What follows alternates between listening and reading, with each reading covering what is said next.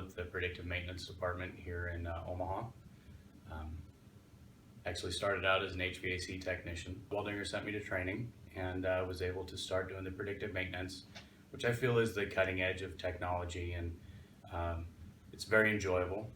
It's a challenge. It's new challenges every day. I get bored doing the same thing over and over again. So I enjoy the different aspects of everything that we do. I had to do a job just last week where we had to do a confined space entry, and the customer required 3 technicians to be on site and site-specific trained for confined spaces. So our safety director here took care of all that stuff, talked to the customer, organized everything, got us trained and certified so that all we had to do was go do the job.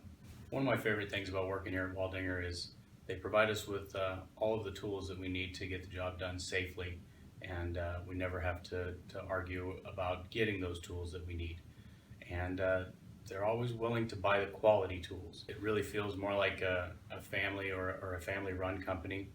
I never have any issues going to talk to even the upper management about any of the jobs that are coming up. We do a lot of things together. They have barbecues here at the new office, and they bring food trucks in all the time.